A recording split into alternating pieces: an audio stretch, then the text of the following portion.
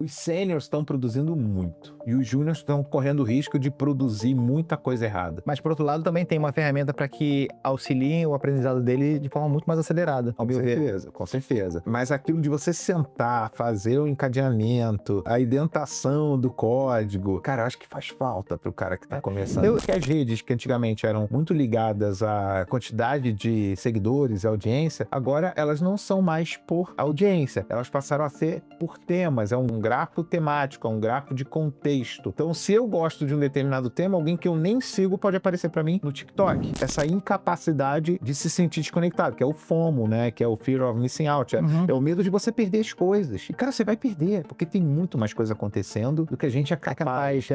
Chega no limite cognitivo nosso de absorver isso tudo, né? Exato, é um técnico que é cognitive offloading, né? Quando você tira o raciocínio cognitivo de você e terceiriza para uma ferramenta, você corre o risco de perder aquela capacidade cognitiva com o passar do tempo. Tem gente que fala de tecnologia como se fosse só uma ferramenta. E tem gente que fala de tecnologia como uma força que mexe em escolhas, hábitos e relações. O Daniel Orleans é um desse segundo tipo. Ele já construiu um negócio em terreno onde a teoria não sobrevive, como dinheiro, energia e comunidade. Crédito para PME, conta de luz e torcida. 3 ambientes diferentes com o mesmo padrão. Quando você mexe na fricção, você mexe no comportamento. E ainda escreve sobre CX, finanças e tecnologia com a cabeça de quem já viu o que acontece quando a interface vira rotina. O cara já operou no mundo real o suficiente para saber que produto nenhum é neutro. Toda interface empurra um comportamento. Nesse episódio do Backlog Talks, a conversa entra num território desconfortável. Tecnologia como formadora de caráter, velocidade quando vira veneno para a paciência e atenção quando vira moeda em um algoritmo que cobra juros. Respira, ajeita o fone. Esse episódio é para quem constrói, lidera e não quer fingir que inovação é só feature.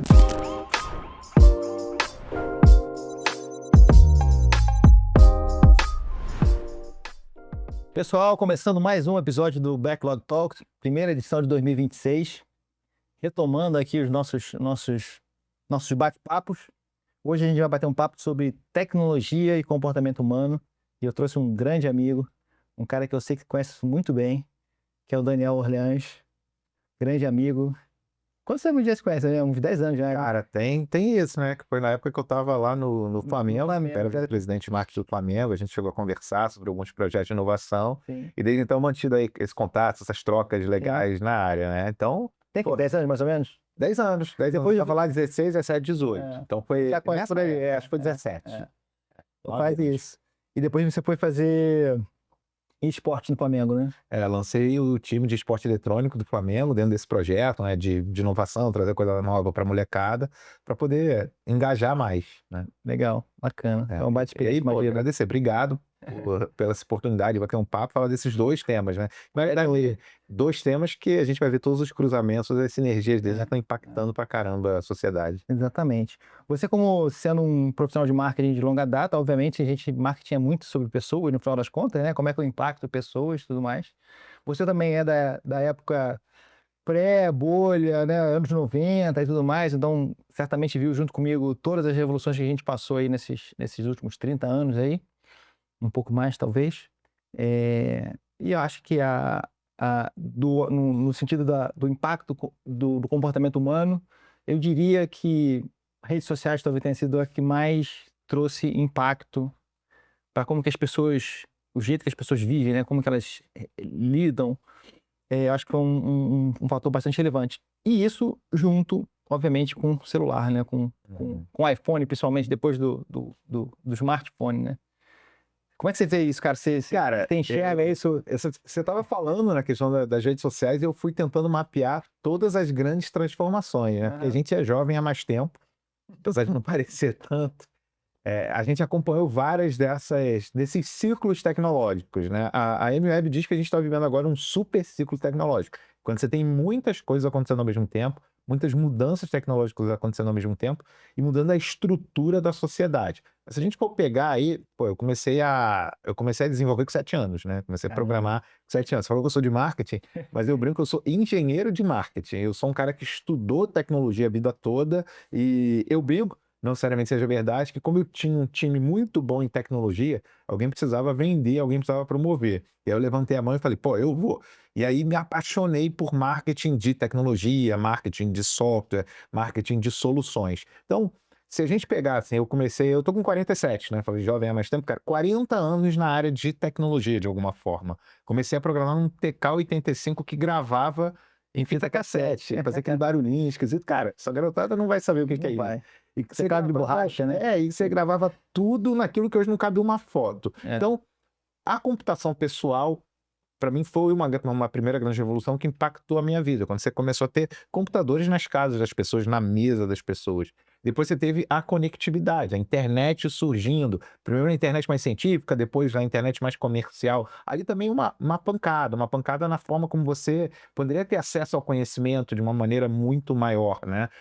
E no início, para muitos, né? Você tem alguns sites que distribuíam conteúdo. Mas para mim, essa que você falou da rede social, que eu veria de um outro lado, que eu acho que é muitos para muitos, quando todos nós passamos a ser produtores de A conhecimento. história da Web 2, né? É, 2.0, isso, né? Que a gente começou a 2.0. colocar conteúdo e não só consumir, né? A rede social, para mim, é uma das manifestações dessa tecnologia. Então, a gente começou a produzir conteúdo, a gente começou não só a ser apenas consumidor. A gente sempre participou de todos os lados, né? Eu sempre fui produtor de conteúdo, mas era um entre muitos, agora todos viravam. E aí veio a computação móvel, depois veio toda uma série de outras ondas. Agora a gente está falando de inteligência artificial, de cripto, de creator economy. Então foram muitas ondas que vieram e que mudaram o comportamento, mudaram a maneira. De alguma como as forma pessoas- mudou o jeito da gente viver o mundo, né? De maneira geral. Exato.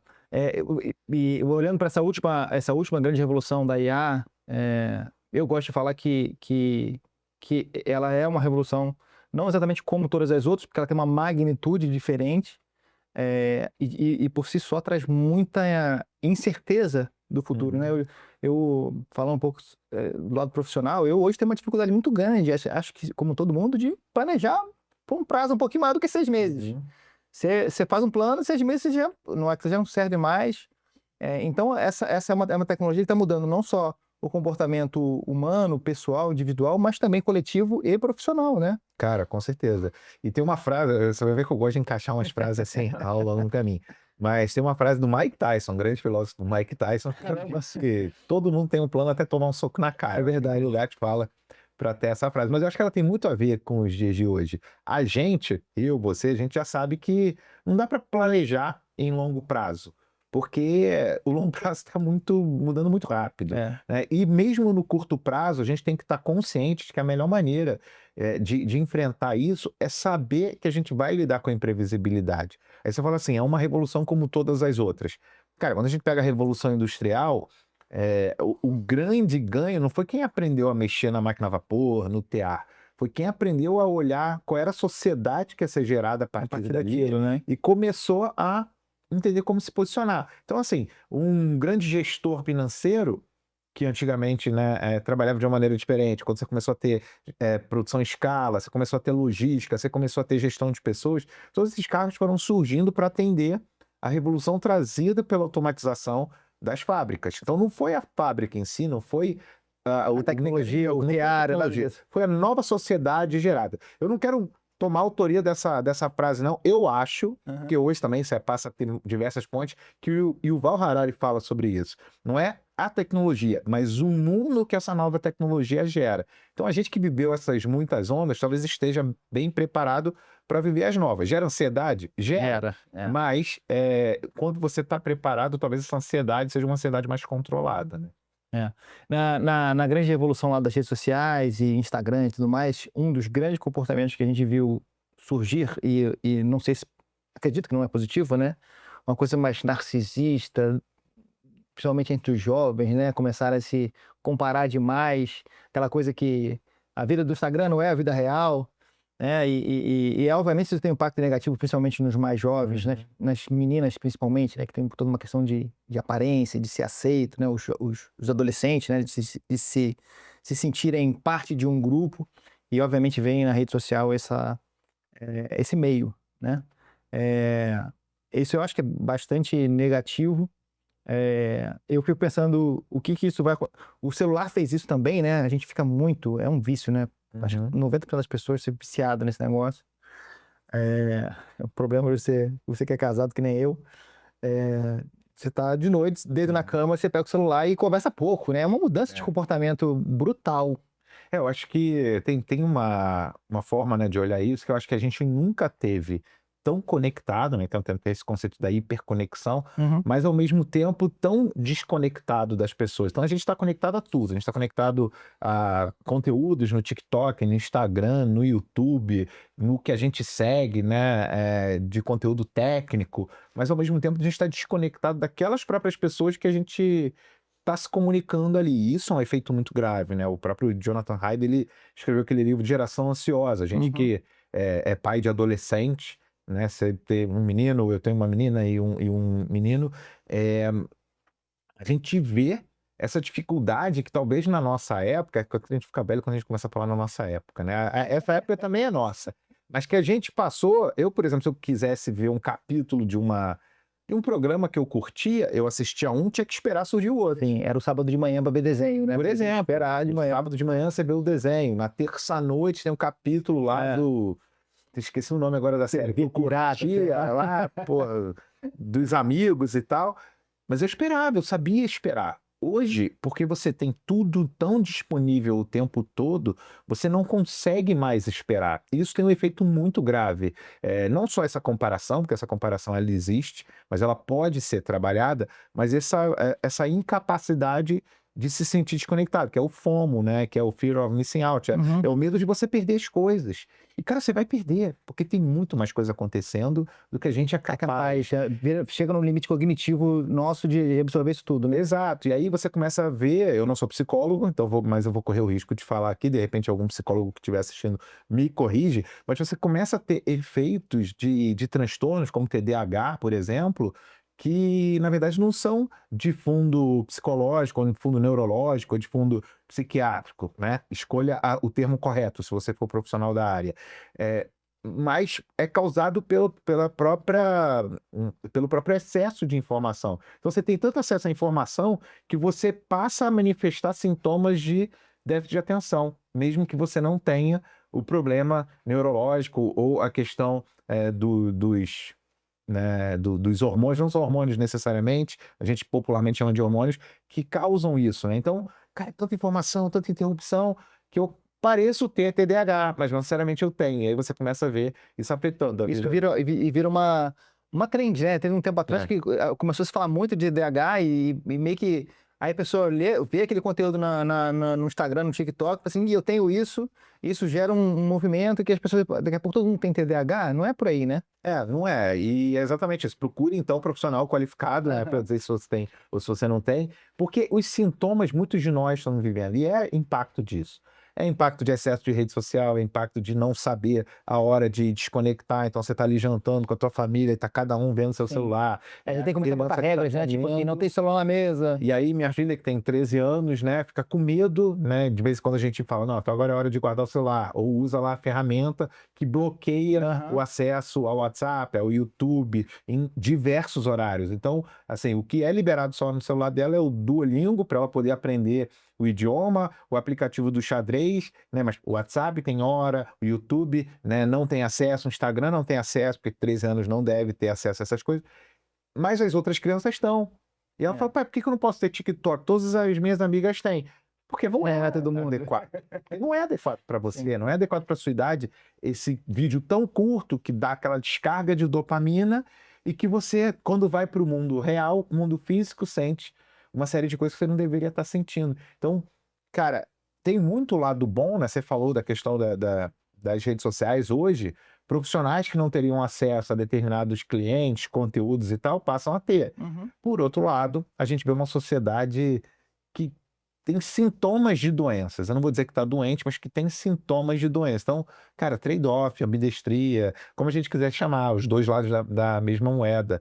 A gente vive num momento de inflexão que a tecnologia ela tem coisas muito boas e coisas que podem causar problemas sérios nessa nossa sociedade. É uma das coisas que eu, ao longo dos anos, aprendi e busco fazer, mas é uma briga constante, que é em relação ao algoritmo, né? Eu, por ser de tecnologia e entendendo um pouco como é que as coisas funcionam por trás ali do mecanismo, entendi que se eu conseguiria, de certa forma, moldar o algoritmo para uma coisa que me faz tem de meu interesse, com conteúdo de qualidade, tem de monte, YouTube, Instagram, etc. Então você consegue sim moldar a ferramenta para ela te servir melhor, se você tiver essa consciência. Mas obviamente isso não é o padrão do mercado. As pessoas não têm essa consciência, as pessoas simplesmente começam a reagir por coisas que foram inclusive criadas para buscar essa reação e engajamento. Aquilo alimenta o algoritmo, favorece um viés e vai construindo uma tendência na cabeça da pessoa, e isso acaba moldando o comportamento dela, né? E se você olhar um pouco mais a fundo, isso bota muito poder em quem controla os algoritmos, né? As big techs e tudo mais. E aí, o que a gente pode fazer, né? Educar as pessoas a elas entenderem como que o algoritmo funciona para moldá-lo a seu favor é muito difícil. Mas, cara, se me permite, assim, as big techs, na verdade, o que elas querem é tempo da sua atenção. É tempo de tela, tempo da tua atenção, teu engajamento, a conversão de uma campanha de algum cliente delas. Mas, de verdade, os grandes responsáveis por informar o algoritmo o que vai ser entregue pra gente somos nós. Sim. É claro que existe esse conceito do feed infinito, que antigamente, né, não sei o feed infinito foi uma das invenções mais cruéis nesse truque que a gente ficava conversando. Olhar, de fato, antigamente, não sei quem lembra, você rodava de uma hora que o feed parava. Você apertava um show, mostrar mais e tal. Hoje, cara, você vai rodando, ele é infinito. Por quê? Porque é para aumentar o seu tempo de tela, é para aumentar via fragmentação de picos de atenção, que você fique sempre naquela alta carga. Porque isso gera engajamento, né? E no final das contas gera monetização. Exato. Só que eu vejo algumas pessoas reclamando em diversas redes. Pô, o que eu fiz? Por que essa rede está tão ruim? Nossa, o LinkedIn virou Instagram, o LinkedIn virou Facebook, ou Instagram, por que eu estou recebendo esse conteúdo? O que eu fiz para você? Né? Tem algumas brincadeiras que a galera faz. Cara, o principal responsável é você. Então, eu achei, quando você estava falando, que eu ia falar assim, pô, então não só eu que faço isso, mas eu faço um pouco diferente do que você faz. E eu vou falar de um que nem foi feito para ficar pegando a gente dessa maneira, que é o Netflix, né? No Netflix, você começa a ter sugestões de outros filmes, séries que talvez você vá gostar, com base no que? No teu comportamento. No que você gostou anteriormente, no que você botou na lista até o fim, no que você botou na lista. Eu faço questão de bagunçar. Eu faço questão de vez em quando, cara, procurar algo que não tem nada a ver com o que eu assisti e assistir. Pra furar uma bolha mesmo. Furar, porque quando você para e pensa assim, pô, mas todo mundo pensa que nem eu, né, no Facebook ou no Instagram. Não é que todo mundo pensa que nem você. Todo mundo que pensa que nem você está sendo exposto para você. Quem não pensa que nem você está sendo exposto para quem pensa igual aquelas outras pessoas. E você começa a criar esse efeito das microbolhas. Então, eu não quero falar de polarização política. Vamos imaginar que tem o lado A e o lado B da política. O lado L e o lado B da política. Cara, quem tá do lado L da política acha que todo mundo pensa, e quando vê alguém do lado B da política, fala assim, que absurdo a pessoa pensar assim. Ou vice-versa, tá, gente? Sem querer fazer julgamento de valor. Então você começa a reforçar certas não verdades, porque tá todo mundo falando. Se tá todo mundo falando, deve ser verdade. Então, você tá falando que as bolhas vão atraindo as pessoas, e isso fortalece a polarização, no caso da política, por exemplo, que você tem dois lados, fortalece essa polarização. Mas da mesma maneira que funciona para a política, pode funcionar para qualquer outra coisa. Então, se você tem uma tendência agora, que não aparece para mim porque eu não curto esses vídeos, mas eu estava ouvindo agora, vindo para cá no podcast. Cara, pessoas que se identificam com animais, né? Então, pessoas que se identificam com animais começam a ver cada vez mais informações sobre aqueles animais, outras pessoas que se identificam. Pessoas que gostam de um tipo de literatura começam cada vez mais porque curtem conteúdo sobre aquilo. E aí tem uma outra pessoa que também falou porque as redes, que antigamente eram muito ligadas à quantidade de seguidores e audiência, agora elas não são mais por audiência, elas passaram a ser por temas, é um gráfico temático, é um gráfico de contexto. Então, se eu gosto de um determinado tema, alguém que eu nem sigo pode aparecer para mim no TikTok, pode aparecer para mim no YouTube. Então, as Big Techs mudaram para quê? Para que você passe a ver mais coisas do seu interesse ou na fronteira do seu interesse. Isso é perigoso, porque a cognição humana ela é desenvolvida quanto mais você é exposto a coisas diferentes. Então, se você pegar Leonardo da Vinci, fazia tudo aquilo porque ele foi exposto a muitas coisas diferentes, né? Então, Polímata, né? tem muita literatura que fala sobre isso. Tem um livro que eu gosto muito, que nem é tão novo, que é Inovação na Interseção, que mostra que grandes chefes de cozinha surgiram porque foram expostos a diferentes culinárias na infância. Grandes artistas foram expostos a diferentes estilos quando jovens, quando estavam aprendendo. Se a gente começar a cultivar só bolhas de interesse, a gente corre o risco de ter pessoas mais rasas, pessoas menos capazes de criar inovações. E isso é bem preocupante também. Eu lembrei aqui de uma coisa. A minha visão aqui é o seguinte: será que isso tudo é tudo novo, no sentido de inovador, né, inédito? Ou a gente já era assim no mundo offline e a internet, as tecnologias extrapolaram isso? Eu lembro de duas situações. Uma situação, na verdade, eu tenho um cachorrinho, um Whippet, aquele magrinho de corrida, né? E quando eu adotei ele alguns anos atrás, quando eu adotei ele, eu comecei a ver mais Whippets na rua. Então o teu cérebro começa... É mais ou menos parecido quando você está interessado num carro e você começa a ver o mesmo carro na rua, né? Então isso é um viés absolutamente mental, construído pelo nosso cérebro. E o que eu quero dizer é o seguinte: isso que você me falou me remeteu a essas situações, porque isso já acontece de alguma forma na nossa mente, no mundo não digital, no mundo físico, real. Não que o digital não seja real. Mas será que a gente não está falando de uma extrapolação do que a gente já era?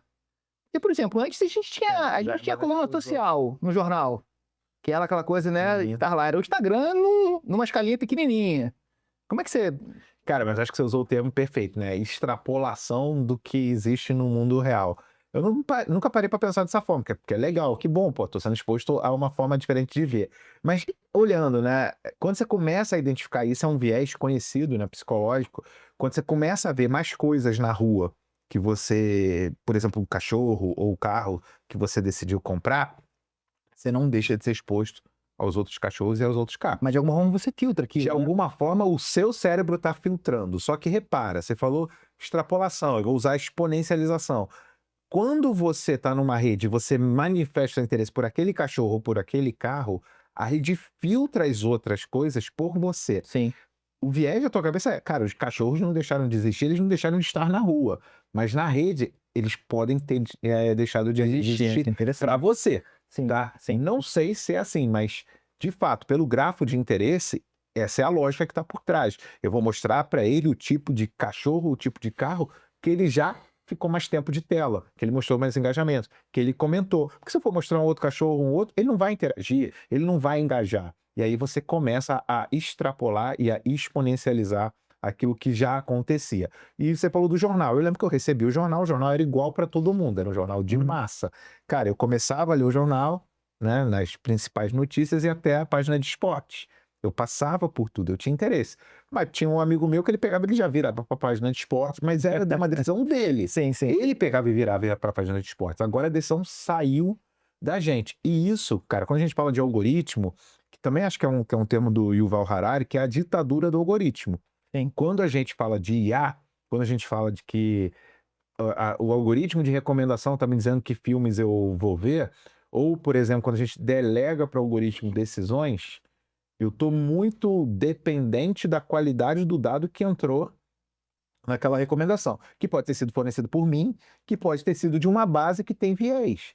Até fiz recente, num dos livros que eu vou ser coautor, vai ser lançado, né, agora recente, eu peguei a minha foto, peguei a foto do livro e pedi para fazer uma imagem como se eu estivesse num lançamento.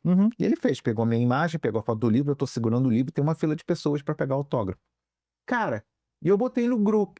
E uma moça virou e falou o seguinte: olha que interessante, eu sou a única pessoa negra e eu estou vendo essa foto, porque a foto não tem nenhuma pessoa negra. Ou seja, um viés do algoritmo. Por quê? Porque eu falei, né? É um viés do algoritmo. Eu virei e falei, eu quero que você me coloque. E o meu próprio estava bonitinho, cara. Botei qualidade da câmera e tal. Numa livraria famosa em São Paulo. Ou seja, você já... No algoritmo, uma livraria famosa em São Paulo, tinha aquele dado de aprendizado. Mas peraí, pessoas de todas as cores, de orientações diferentes, não podem frequentar aquela livraria, cara, era um viés do algoritmo. E eu fui interagindo, eu quero mais diversidade, eu quero representatividade. Mas se eu recebesse aquilo que o LLM, né, a IA de imagens, né, a IA generativa de imagens me gerar, eu vou estar sujeito a essa ditadura do algoritmo que é igual à qualidade. Mas essa imagem poderia ter passado pelo seu critério porque você não se eu fiz a curadoria adequada. não teve atenção. E passou, e tudo mais. eu coloquei no grupo. Quem me chamou a atenção foi uma outra pessoa que tinha uma perspectiva diferente da minha. E que bom, porque se ela não tivesse uma perspectiva diferente da minha, eu ia botar uma imagem. Eu também não estou entrando aqui em questões ideológicas e tal. Cara, o algoritmo, ele perde a grandes bases, ele replica aquelas grandes bases, ele extrapola, enfim. Então, a gente tem que tomar cuidado com isso e por isso que eu faço questão de bagunçar o meu algoritmo. Interessante. Eu acho que vou incorporar isso em algumas redes aí, porque realmente a gente fica muito viciado mesmo, né? Num determinado viés. Pô, o que eu já vi de filme polonês, coreano, só pra bagunçar o algoritmo, cara, eu tendo boas surpresas. Eu tenho um gosto bastante amplo, assim, pra filme e música, eu gosto de bastante coisa. Então acho que naturalmente eu faço isso um pouco. Mas acho interessante você deliberadamente forçar ele a fazer coisas diferentes para tirar um proveito não trivial do algoritmo, né? Muito legal. Como é que você... uma das coisas que eu fiz no meu celular há alguns bons anos atrás é ter uma política rígida em relação a notificações, né? Porque interrompe demais, a gente está sendo abarrotado por diversos estímulos o tempo inteiro, celular, propaganda na rua, o próprio quando você está no computador, tem milhões de coisas que te chamam a atenção, 500 abas abertas no Chrome, e obviamente isso começa a bater num limite cognitivo, cansativo, você fica mais cansado e tudo mais. Você faz alguma coisa em relação a esse tipo de gestão? Eu, por exemplo, no computador não tenho notificação nenhuma no computador, nenhuma, aquele de WhatsApp, Slack, nada disso aquilo pipoca na minha agenda. Porque senão trabalho, né?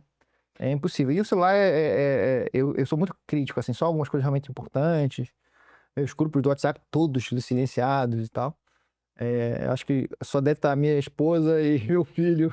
Meu filho nem tem WhatsApp, mas ele me manda um mensagem de vez em quando. Porque senão a gente fica louco, né, cara? Sendo interrompido o tempo inteiro. Cara, é mais um transtorno moderno, né? É um transtorno criado, porque eu tento, vou confessar, eu não consigo ficar sem as minhas notificações, até, por exemplo, cara, o meu relógio está sem bateria há 3 dias, porque antigamente era isso, cara, eu tava no meio, tava correndo sei lá, fazendo exercício, de repente chegava uma notificação do LinkedIn. Cara, parava a notificação do LinkedIn. Pra isso, né? Então eu fui tirando do relógio, mas no celular eu mantenho. Só que tem hora que eu chego, né? Eu tô trabalhando, deixo ele de lado, tem hora que eu chego, cara, 200 notificações. Eu praticamente, né? Então acaba tendo um efeito diferente. Como eu não desliguei, o excesso faz com que eu não pare para ver. Se eu tivesse só as importantes, eu ia parar para ver. Mas, cara, isso é um problema que muita gente está sofrendo. E a gente começa a não ter as pessoas participando de reuniões online, agora que a gente tem muita essa questão do trabalho remoto. A pessoa tá na reunião e, ao mesmo tempo, ela tá vendo o mundo acontecendo, recebendo notificação de um monte de do Slack, do WhatsApp e fazendo uma série de coisas. Cara, isso atrapalha muito a nossa performance, o nosso desempenho. Eu participo de muitas reuniões durante o dia, também trabalho remoto, e tem dia que você tem muitas mudanças de contexto mental. Você está fazendo uma reunião de marketing, depois você vai para uma reunião de financeiro e passa por milhões de coisas no mesmo dia. E essa troca de contexto, ela é muito dolorosa do ponto de vista mental, né? Cansativo. Você chega no final do dia, caraca, né? Então, uma coisa que eu reparei bem recentemente, você, enfim, tecnologia, desenvolvedor desde sempre, sabe que a gente está passando por uma revolução no desenvolvimento de software, né? Com a história da IA, do Cloud Code, esses assistentes de código e tudo mais. E obviamente a gente está indo bem forte nesse sentido. Inclusive, acabamos de lançar um formato novo chamado Outcome Pods, que é justamente a prestação de serviços de desenvolvimento de software usando IA fortemente no nosso processo de desenvolvimento. Mas não era isso que eu queria falar. Hoje em dia, como é que está sendo o desenvolvimento de software? Né? Você abre um assistente de código, especifica o que você quer e bota ele para trabalhar. E aí você pode ficar olhando para a cara dele ali, vendo ele trabalhar, né? Só que você não fica parado, você pega o celular, começa a ver um TikTok e tudo mais. Ou você pode, para pessoas que buscam alta performance, que eu acho que é o seu caso, é o meu caso. Bom, já que eu tô aqui esperando o negócio, deixa eu fazer outra coisa aqui, né? E aí, esses dias eu me peguei fazendo uma coisa que eu nunca fiz no meu computador, que é configurar múltiplos desktops. E aí eu tenho o meu desktop de trabalho e tem mais 2 desktops de projetos rodando em paralelo, desenvolvendo software. Então eu tô ali fazendo minhas coisas, mas tô rodando, aí eu fico alternando entre um e outro, aí ou a gente para lá e pergunta alguma coisa, eu respondo, mando ele continuar, e vou fazendo isso. Ou seja, uma multitarefa que antes eu não tinha, sempre fui muita coisa ao mesmo tempo, mas agora eu tô fazendo 2, 3 projetos ao mesmo tempo, porque eu tenho um assistente de IA mudando fundamentalmente a maneira de trabalhar de quem trabalha com software, o que gera mais uma camada de mudança de contexto, porque pô, você está desenvolvendo um software, você tem que botar ali uma energia, entender o que tá, né, tomar boas decisões e tudo mais.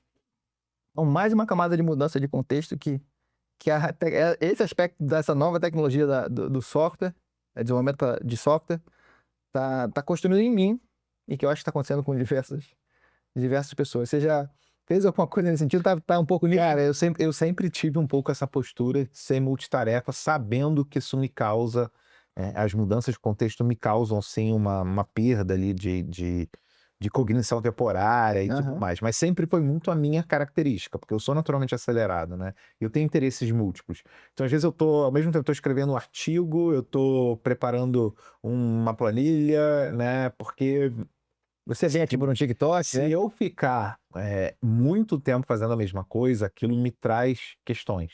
Entendi. Né? Então eu gosto de alternar, porque aquilo me dá uma euforia positiva. E hoje a questão é que isso está muito exponencializado. Por quê? Porque a resposta é muito mais rápida. Sim. Então, por exemplo, cara, outro dia eu escrevi um documento inteiro em português, escrevi mesmo, não fiz no ChatGPT. E aí, cara, eu falei, seria bom que ele tivesse em 2 idiomas. Cara, eu peguei dentro do próprio Google Docs, pedi, cara, bota bicolunado e bota a versão em inglês do lado. Cara, numa outra situação eu teria gasto um tempo fazendo. E aí eu falei, porra, será que tá bom? Será que tá certo? Né? E aí eu falei, não, pelo menos eu vou fazer aqui a curadoria. Mas do ponto de vista de desenvolvimento de software, cara, o que eu acho bem interessante, eu vi 2 efeitos recentes, né? Primeiro, a galera acha que agora é moleza desenvolver. Pelo contrário, assim, eu desenvolvi um CRM todo usando Vibe Coding, né? Um novo CRM. Mas para mim foi possível porque eu conheço muito de CRM, eu conheço bem, né? Sou até um pouco arrogante, mas eu conheço muito mesmo de CRM, porque, pô, eu sou engenheiro de marketing, então uma coisa que eu tinha que entender Era a tua ferramenta de trabalho. é indicador, funil, Kanban, tudo isso. Só que, por outro lado, o que eu fiz? Eu usei meu vício de desenvolvimento de software, então eu fiz todo um documento de requisitos e achei que era só chegar e falar assim lá para a ferramenta de geração de código ou Vibe Coding, cara, desenvolve isso aqui para mim. Cara, a ferramenta voou. Não funcionou.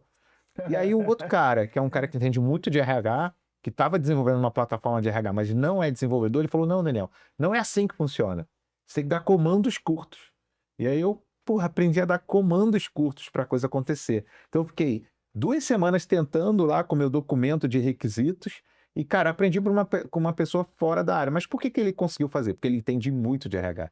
Fez uma ferramenta de E ele não tinha, RH. talvez, o vício do desenvolvedor. Ele não tinha o meu vício de desenvolvedor. Perfeito. Então, assim, o que eu vejo os sêniors estão produzindo muito. E os júniors estão correndo o risco de produzir muita coisa errada. Mas, por outro lado, também tem uma ferramenta para que auxiliem o aprendizado dele de forma muito mais acelerada, ao meu ver. Com certeza.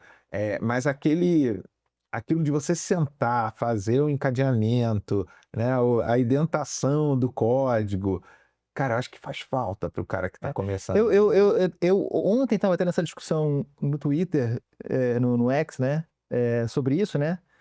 E aí um cara falou o seguinte, eu achei fantástico a opinião dele. Ele falou o seguinte, cara, aquele tipo de profissional, de desenvolvedor que gosta de codificar, de pensar a estratégia do código e tudo mais, esse tá sofrendo hoje, porque tá tirando da mão dele aquilo que ele gosta de fazer.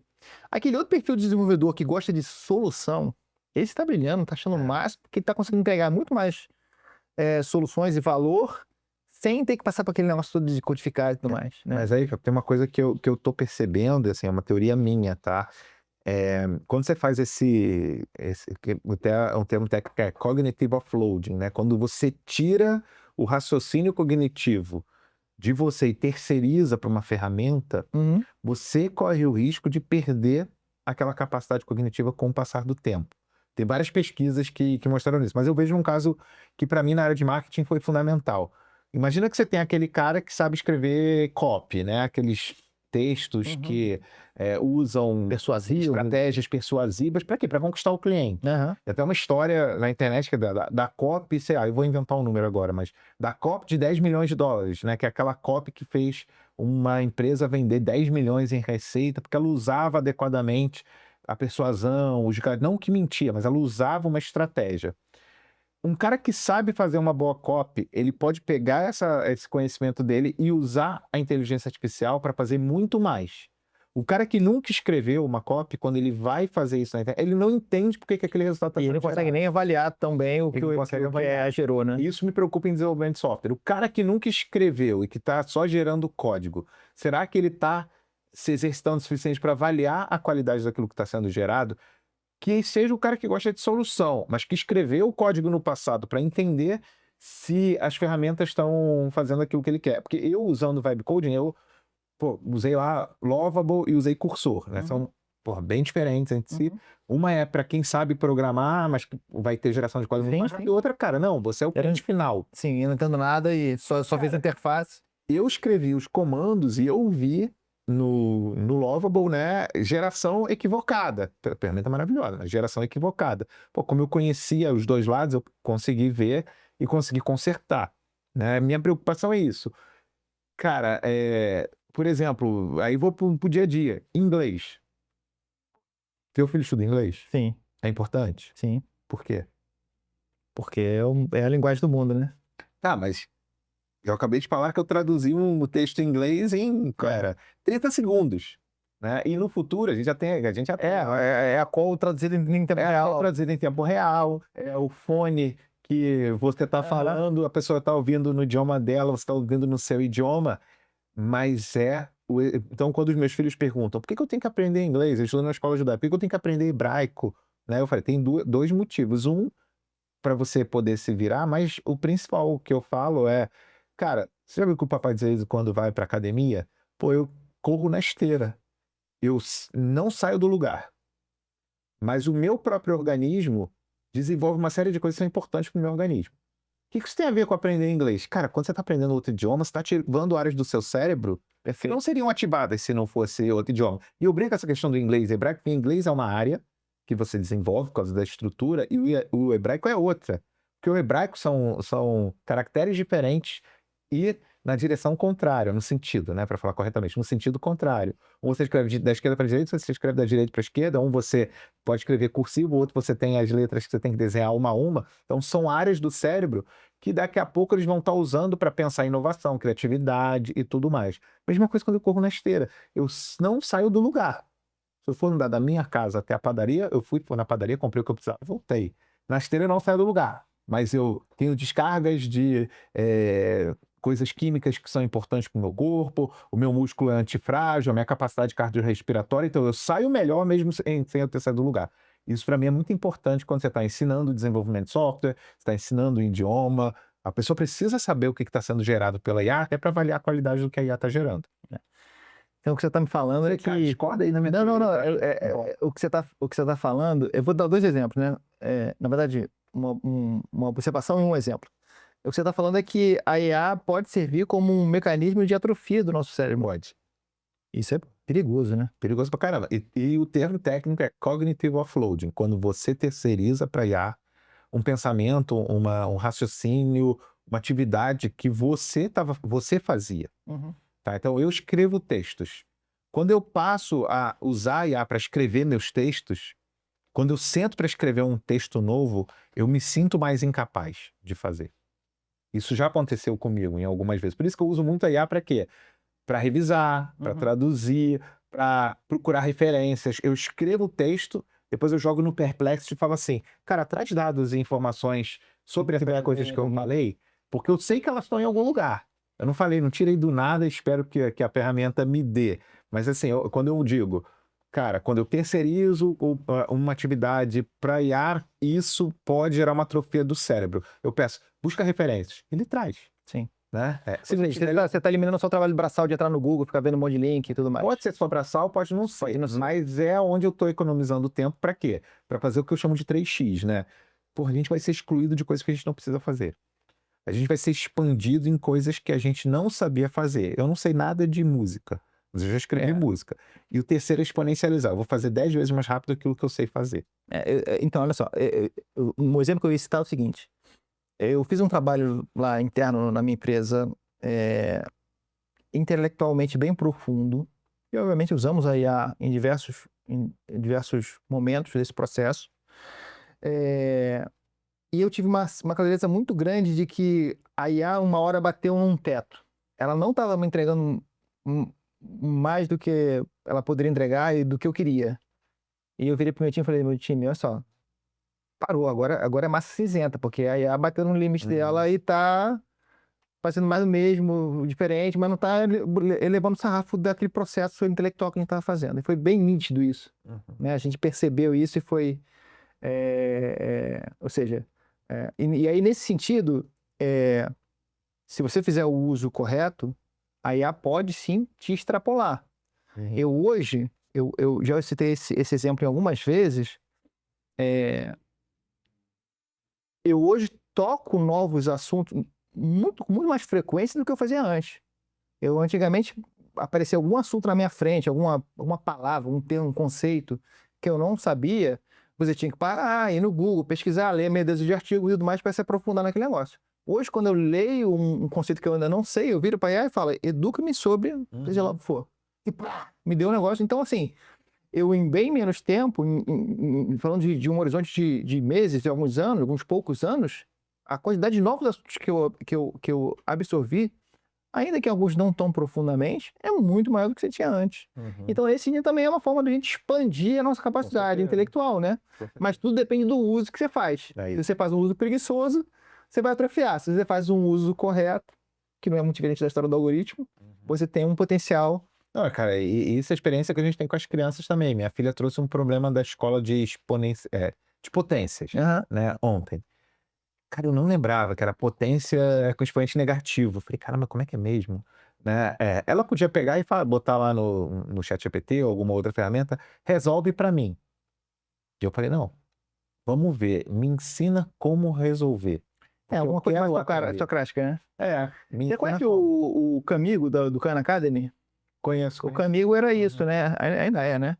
Ele era um assistente, um chat, conectado aos cursos da Khan Academy, e que você fazia uma pergunta, ele não te respondia, ele não te dava a resposta. Ele te provocava a encontrar a resposta, e só no final, se você estivesse tendo muita dificuldade, aí ele te dá, como se fosse um professor de verdade. Isso, ele te mostra o processo, Sim. né? Então, quando eu digo que a IA pode expandir ou exponencializar, né, o expandir dentro desse conceito, tá? Pode estar certo, pode estar errado, é o seguinte, cara, eu sei escrever música, eu sei, mas eu não sei transformar aquela música nas notas, no som, na harmonia. Cara, a IA consegue me expandir. Eu pego a minha letra, digo qual é o estilo, quais são as batidas, qual é o ritmo que eu quero, eu tenho ferramentas que me permitem fazer isso. Isso é expandir. Outra coisa eu fiz um conjunto de criativos para uma campanha, né?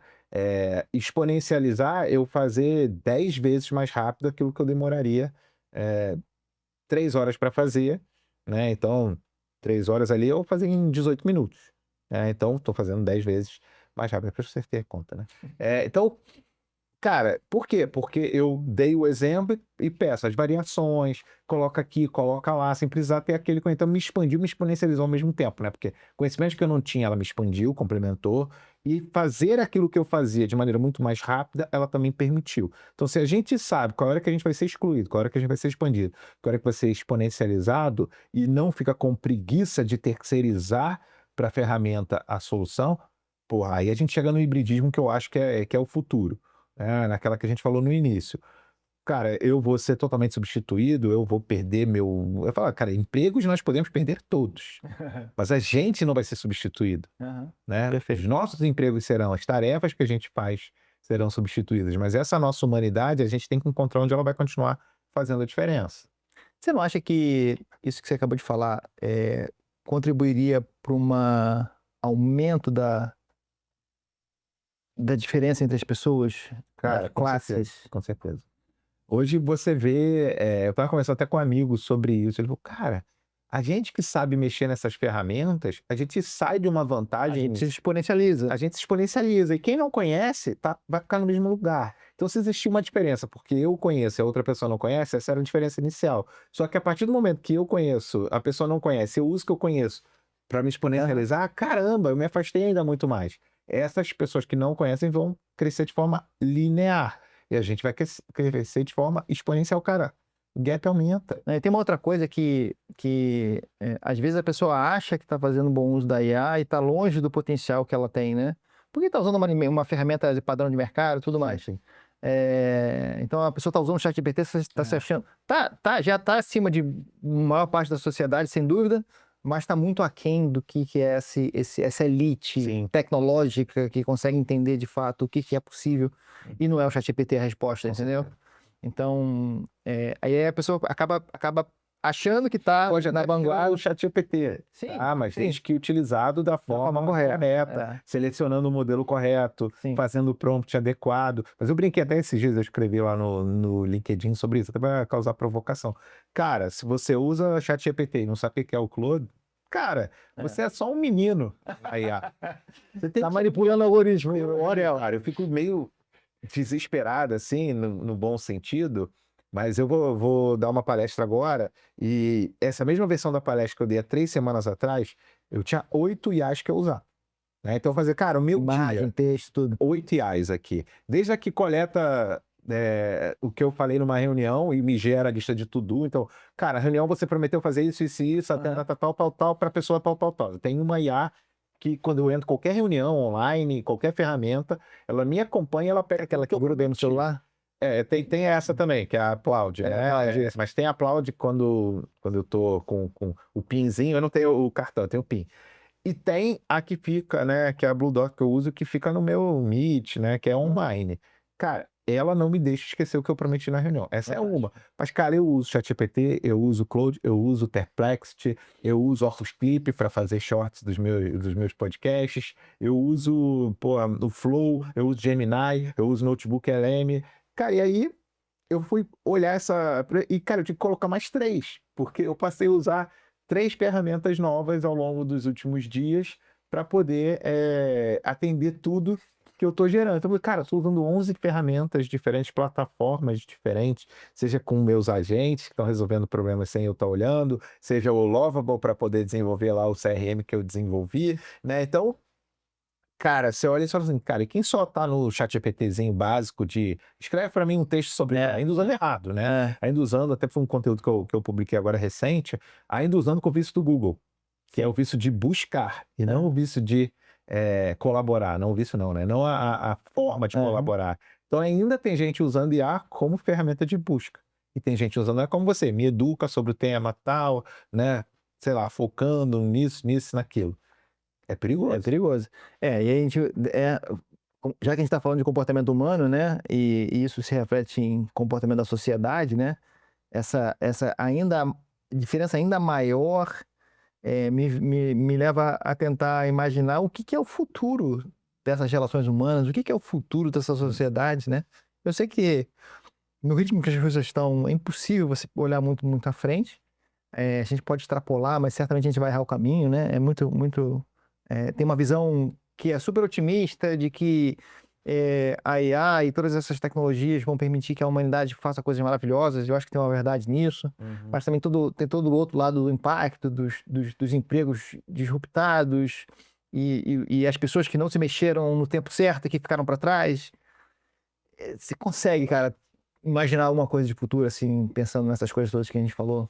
Cara, se a gente pegar, né, o Ray Kurzweil, eu acho que tem a frase mais adequada para isso, cara, que esses 100 anos que a gente vai estar vivendo agora, o que a gente está vivendo agora, são equivalentes a 20 mil anos de evolução. Então, essa tua pergunta, você me fazer essa pergunta do tipo, cara, o que você acha que vai ser o mundo daqui a 100 anos? É igual eu fazer para um cara de 18 mil anos antes de Cristo, né? Essa era moderna. Então, assim, chegar lá eu nem sei se já era Homo sapiens, né? Mas vamos imaginar que seja. Eu chego pro Homo sapiens de 18.000 antes da era moderna e perguntei aí, como é que tu acha que vai ser o ano de 2026? É a mesma coisa de eu aqui falar como é que vai ser o final desse século. Cara, eu lembro uma vez que eu fui na China, né? E lá eles têm uma cultura muito interessante sobre isso. Que a gente foi lá e fez uma apresentação de como seria a nossa empresa em 5 anos. E os caras olharam pra gente assim e falaram assim, cara, vocês são curiosos, porque como é que você sabe como vai estar a sua empresa em 5 anos? Aqui a gente planeja 1 ano ou 50. 5 é muito difícil. 50 por quê? Porque você está falando de política pública, você está falando de estrutura, você está falando do que você quer ser daqui a 50 anos. Mas, cara, 5 anos pode acontecer tanta coisa. Então, eu adoto aquela premissa de que, cara, eu estou educando meus filhos para profissões que eu nem sei quais são, para resolver problemas que a gente nem sabe quais são, usando ferramentas que ainda nem existem. Ou seja, sejam capazes de aprender e de trabalhar com o imprevisível, porque ninguém sabe o futuro. Nem o Elon Musk, nem o Steve Jobs, nem o Zuckerberg, nem ninguém. Ninguém sabe como vai ser esse futuro. O que a gente sabe cara, o ser humano vai estar aqui. E se ele não estiver aqui, também não precisa pensar no futuro. Exatamente. Mas as máquinas vão fazer muita coisa, a gente tem que saber como lidar com elas, a gente tem que usar elas positivamente para tornar a gente. E aí tem aquela brincadeira, né? Pô, eu achei que a máquina ia lavar minha louça, ia resolver os problemas braçais, enquanto eu ia poder escrever, pintar, desenhar, cantar. Porra, a máquina tá pintando, desenhando, né, fazendo filme e eu tô lavando louça, pô. Não, Mas temos o robozinho já, né? O iRobots. Mas é uma brincadeira que é o seguinte, cara, a gente imaginava que ia ser automatizado, Sim. por outro lado, o que surgiu foi a IA generativa. Eu não vi isso vindo. Eu particularmente eu vi. E, cara, eu estudei IA desde que eu me conheço. Eu lembro de ter visto uma demo super rudimentar do GPT-2, que era péssimo. A resposta era assim, pé na cabeça. E eu falei assim, legal. Eu não parei pra pensar, tipo assim, pô, será... Vamos considerar que esse cara vai conseguir começar a responder bem daqui a uma versão, daqui a 3 anos, e que isso vai ser a revolução? Eu não conseguia pensar isso. É muito difícil realmente, né? Cara, então a gente tem que estar preparado pro imponderável, que é um pouco que se fala, né, da diferença entre futurismo e futurologia. Futurologia é tu tentar acertar um futuro, ninguém vai. E o futurismo é você trabalhar com hipóteses, né, cenários possíveis, quais são os sinais. Então eu prefiro mais ser futurista do que ser futurólogo. Como futurista, eu entendo que, cara, o hibridismo vai ser bastante importante, que a gente vai ter relações de trabalho mais fluidas, mais líquidas, no sentido de que hoje você fala assim, CLT, você trabalha numa empresa... Isso não faz mais sentido, né? Cara, eu já vejo gente que está se formando e que, cara, atende várias empresas, seja na área de marketing, seja na área de tecnologia, não importa, porque são 2 áreas que eu tô muito por dentro, né? Porque a nossa capacidade de entregar valor está muito maior, mas você precisa saber que valor tem que ser entregue. Então, eu vejo muito essas mudanças nessas relações, como eu vejo na medicina, como eu vejo na educação, né? Faz sentido a gente falar que, cara, só o médico pode fazer diagnóstico, enquanto você vê na China quiosques fazendo diagnóstico, mandando para o médico só para ele vezes melhor, confirmar ou reverberar, né? Porque as máquinas foram ensinadas com 300 milhões de resultados de consulta diferente. Uma capacidade de processamento muito maior do que a do cérebro humano, né? Eu falei no início sobre Revolução Industrial e Revolução da IA. A sociedade vai ser outra. Não é quem entender a IA só, é quem entender essa nova sociedade. Nós entendemos da IA e a gente vai aproveitar disso. Mas tem gente que não necessariamente vai entender da IA, mas vai entender da sociedade que vai ser gerada. Pode ser o psicólogo, pode ser um novo perfil de médico, pode ser a enfermeira que não precisa mais do... Eu não quero causar polêmica com os médicos, não, mas vou causar, né? Pô, a gente tem problemas de atendimento no interior do Brasil. Caramba, fala de educação, se é uma enfermeira poderia. Ou educação, você falou do Camigo, né? Cara, hoje a gente tem um gap de educação. Por que cada criança não tem seu assistente pessoal que está ensinando? Uma educação personalizada e o professor funciona mais como um curador, como um facilitador, como alguém que vai perceber se aquela criança está sofrendo ou não alguma ansiedade, um abuso ou alguma coisa nesse nível. O lado humano da relação, Porque para passar só conteúdo, só conhecimento, a máquina resolve. E resolve muito melhor. Porque ela vai, você se interessa, seu filho se interessa por música, tá, então eu vou ensinar matemática com música. Aí, seu filho se interessa por futebol, vou ensinar matemática com futebol, né? Vou ensinar física com o movimento da bola, vou ensinar física nas ondas sonoras da música. Então, a máquina consegue fazer isso. Uma criança neurodivergente, a máquina consegue adaptar muito rápido um conteúdo, né? Uma dislexia, ou uma criança que tem deficiência auditiva, você poder transformar uma criança que tem deficiência visual, você poder transformar um conteúdo em texto num conteúdo em áudio, cara, essa máquina vai resolver. E aí a gente pode suprir um gap educacional estando aberto a isso. Então eu vejo muita coisa boa também acontecendo. Eu concordo. Eu tendo a ser muito mais otimista do que pessimista, mas sem negar a realidade das coisas que podem acontecer. Você usou esse exemplo do professor, dele ser o lado humano de um processo educacional e tudo mais. Se a gente inverter essa lógica, me veio aqui à mente um exemplo de uma coisa que está bombando no mercado agora, que é o OpenClaw, né? Os assistentes aí que você consegue configurar e conectar no seu WhatsApp, no seu Telegram. Eu não sei se você sabe, o OpenClaw tem um negócio chamado Soul.md, né? Que é onde você dá a personalidade para esse assistente. E como ele está ali no seu WhatsApp, se dá um nome para ele acaba virando uma personalidade, algo que na sua mente não é muito diferente de um amigo que você só fala por WhatsApp, né? O que é super comum hoje em dia, né? E aí eu lembrei do filme Ela, acho que é River Phoenix, se não me engano, se relaciona com uma IA, né? E começa a criar um relacionamento amoroso, afetivo e tudo mais. E aí esse filme em si era meio que uma previsão do futuro, né? E aí eu lembrei de outra coisa, que foram os Jetsons, que lá atrás eles inventaram teleconferência, robozinho que limpa a casa, né? E aí eu fico desse, será que é tão difícil da gente enxergar um pouco mais pra frente o que vai acontecer? Eu acho que a gente tem algumas profecias que são profecias autorrealizáveis desse contexto, né? Então, cara, você queria ter alguém para ajudar em casa. Cara, os humanoides de serviços, né? Então, eu esqueci o nome da personagem do Jetson. A empregada, né? Com o aventalzinho. Então, beleza, teleconferência, mas tem coisas que a gente nunca pensou assim. Quando você falava de IA, você falava muito de quê? De robôs e computadores conversando, né? Os amigos do Asimov, por exemplo. Mas se você olhar, cara, você que trabalha muito com isso, né, que faz projetos incríveis, cara, antes da gente ver os humanoides, a gente já vê os robôs automatizando coisas. Sim, a linha de produção da fábrica, né? Desde o robô que tá ali para as Dark Factories, né? Desde das Dark Factories, mas eu não tô nem falando de automação industrial, tá? Eu tô falando de automação, por exemplo, para evitar fraude, para analisar crédito. Que hoje, grande parte das análises de crédito hoje são feitas por robôs. Eu lembro a primeira vez que a gente implantou isso na BizCapital, né, na outra empresa que eu fui sócio, que a gente dava a resposta em 7 segundos e o cliente reclamava, achava que era fraude. Porque a gente respondia tão rápido numa análise, dizendo, seu crédito... Parecia que era inventado, né? Você pediu 30 mil, mas a gente conseguiu aprovar 20 mil. Ou, poxa, você pediu 50 mil, mas infelizmente não vai ser possível aprovar valor algum e tal. Fala assim, vocês só fizeram isso para capturar meus dados, né? Por quê? Porque a resposta era muito rápida. A gente atrasou a resposta. A gente botava, 2 horas, a gente botava um horário, cara, meio-dia a gente disparava as respostas. Porque o uso da percepção ali, cara, as pessoas não tinham essa percepção. Então, assim, a gente visualizou a namorada virtual, a gente visualizou assistente de serviços gerais, a gente visualizou coisas que antes veio aquilo que a gente não estava visualizando. Eu acho que é assim que vai ser o mundo sempre. Né? E aí? Eu não sei, cara.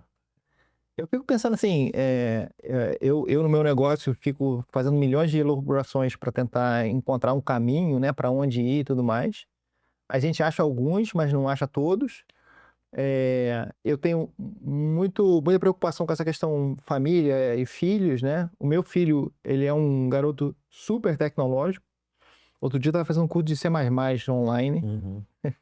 Engraçado, o meu filho, ele está falando tanto de filho de IA, o meu filho começou a criar uma certa rejeição por IA. Quando ele vê alguma coisa, um vídeo no YouTube, uma imagem, outro dia ele viu uma propaganda nesses painéis que tem no sinal, né? Fica rodando e tal. E ele fica, porra, mais um propaganda de IA. Ele cria uma rejeição com isso, né? Mas descobriu o Cloud Code esses dias aí, já tá programando com Cloud Code. Então tem essa preocupação, até pra gente, como pai, conseguir orientar minimamente bem, né? Num cenário caótico de tanta mudança toda semana. Eu não consegui controlar todo ele nesse sentido do que ele pode usar, o que ele não pode. Algumas coisas eu controlo, mas não consegui tudo. Tem um ímpeto dele de inovação, de tecnologia muito grande. Então, eu controlo, mas não consegui fazer tanto quanto eu gostaria. Então, assim, quando a gente olha para o futuro, eu penso muito no futuro dele. Né? Imagina que você faz o mesmo com seus filhos. Para tentar dar um pouco de subsídio para que eles possam navegar bem num cenário de tanta incerteza. Né? Porque, assim, assim como você, eu também estou há mais de 30 anos na indústria, e eu nunca vi um negócio tão rápido quanto está agora. E o impacto no jeito de trabalhar, no jeito de se relacionar, é real. Né? É o celular que toma conta do nosso tempo, é a dependência da tecnologia para diversas coisas. Né? Eu não consigo mais viver sem WhatsApp hoje em dia. Né?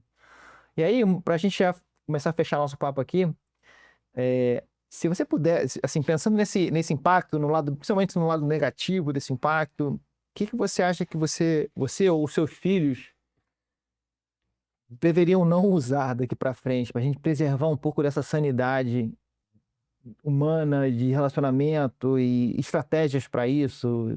Cara, eu vou começar a responder, na verdade, de uma maneira diferente, né? Eu fui presidente de uma escola durante 5 anos. Legal. Até como um trabalho voluntário, né? Legal. Não era um trabalho profissional. Fiquei 12 anos no diretório de paz, que é tipo um conselho. É uma escola comunitária. Fiquei 5 anos como presidente, tem pouquíssimo tempo que eu saí.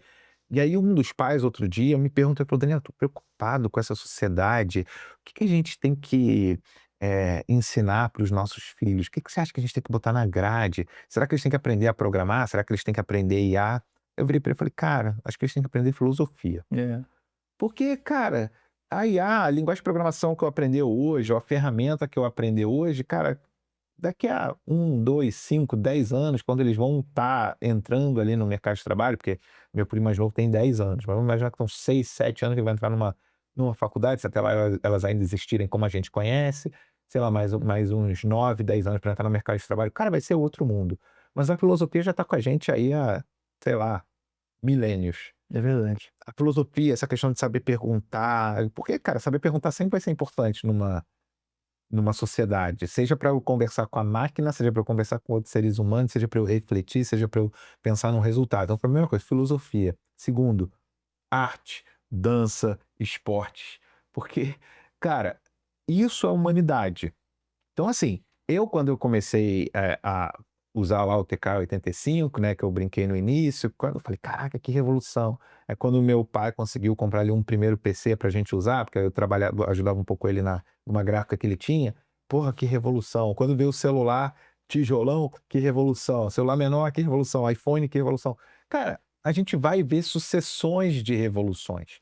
O que a gente não vai deixar de ser é humano nesse tempo todo. Então, cara, claro que eu evito que eles sejam sujeitos a esses conteúdos dopaminérgicos, porque de fato eu já vi que isso gera muita ansiedade neles. Ansiedade não de comparação, que a gente falou, mas ansiedade de não querer ser interrompido. Então, assim, meu filho gosta de jogar, né? Eu às vezes gosto até que ele fique jogando do que fique numa atitude passiva. O que ele joga? Ele joga, cara, ele jogava Roblox, jogava Clash Royale, joga xadrez online. Legal. Tem 10 anos. E aí eu falei, pô, me ensina aí esse tal desse Clash Royale. Ele, pai, é tipo um xadrez com cartas e de luta. Eu falei, caceta, uma forma boa de ver, nem me explicando. Não, porque essa carta contra essa carta. Então, se ele jogar essa, você joga essa, porque essa é uma carta de defesa, essa é de uma condição de vitória, ou condição de quê? Né? E aí, cara, eu aprendi com meu filho de 10 anos a jogar Clash Royale. Né? E aí me botou lá no canto dos amigos dele pra eu passar vergonha e tal. Cara, então assim, eu joguei quando era moleque. Né? Isso me ajudou a pensar o mundo de uma maneira mais gamificada. Então, quando eu fazia treinamentos, eu gamificava o treinamento. Feedback rápido, clareza no seu avanço, entender mecânica do jogo. Eu vejo que isso ele está entendendo. Isso eu acho que vai ser importante para qualquer carreira que ele queira. Se ele for trabalhar com finanças, se ele for trabalhar com tecnologia, se ele for médico, entender a mecânica, entender o feedback rápido, entender o contexto, né? Saber reagir. Cara, é importante, mas ao mesmo tempo saber perguntar, saber se relacionar. Então, cara, eu evitaria essas coisas que são muito geradoras de ansiedade, que a gente falou no início, e trabalharia certas competências que eu acho que elas são perenes ao longo da vida. Que é aquela frase, né, acho que é do Morgan Housel, que escreveu o livro O Mesmo de Sempre. Nessa sociedade onde tudo muda cada vez mais rápido, vamos olhar para aquilo que não muda nunca. Aí entra filosofia, Para arte. a filosofia, arte, Legal. isso. Respondi? Uma fantasticamente bem. Achei que eu desenvolvi essa resposta ao longo do tempo. Legal. Daniel, a gente fecha sempre esse papo aqui com uma pergunta, para você até ter a oportunidade aí de contar um pouco o que você está trabalhando e planejando. O que está no teu backlog aí para os próximos meses? Cara, eu sempre fui muito eclético do ponto de vista dos meus projetos, né? Eu fui executivo e empreendedor, então eu fundei a empresa de educação, que eu toquei durante 15 anos, vendi essa empresa. Quando eu vendi a empresa de educação, eu fui trabalhar com fintechs, uma área totalmente nova para mim, mas eu levei entender negócio, entender cliente, entender estratégia. Depois eu trabalhei com esportes, né? Quando eu fui vice-presidente do Flamengo, lancei o time de esporte eletrônico do Flamengo. Então, assim, eu sempre fui muito ligado à inovação. Hoje eu tenho apoiado algumas empresas nesse processo de transformação rápida, crescer rápido nessa sociedade que a gente está. E eu me interesso muito por como que a IA, de fato, está impactando, não no sentido só tecnológico. Eu acho que isso vou deixar para pessoas melhores que eu, como você, né? Do ponto de vista de como que as coisas vão desenvolver mais rápido usando IA. Mas como que a gente vai usar IA de maneira efetiva no mundo. Então, tenho trabalhado, né? Tô trabalhando com uma empresa agora que trabalha com tecnologia financeira para trabalhar com um conceito que a gente chama de Embedded Finance, que qualquer empresa pode virar um banco, Legal. não só os bancos. Tipo Banking as a Service. Banking as a Service é uma delas, mas crédito como serviço, Legal. arrecadação. Então você pega uma grande rede de varejo que dependia de bancos e que agora ela mesma se transforma como uma empresa que oferece serviços bancários. Então ela tem o cartão para o cliente, que é um cartão da bandeira dela, né? Ela tem conta digital para os clientes. Cara, tem muita coisa Ela nova. vira de fato um operador financeiro. Ela tem produtos financeiros dentro do ecossistema, que é o que eu fiz na Volts, né? Na área de energia elétrica. Eu estou levando isso para outros mercados, né? Junto com a Finaia, que é as empresas que eu tô trabalhando junto. E, cara, continuo olhando aí esportes, continuo olhando tecnologia em geral, educação, que são áreas que eu sou apaixonado. Maravilha. Daniel, cara, obrigado pelo papo. Pô, sempre é bom falar contigo. Obrigado. Nem sempre é frente às câmeras, né? É verdade. Que aconteçam novas oportunidades de papo. Se a gente vai daqui a um ano voltar, daqui a 2 anos voltar e atualizar tudo de novo. Isso aí, cara. Obrigado, parabéns pelo projeto. Obrigado pela oportunidade. Obrigado.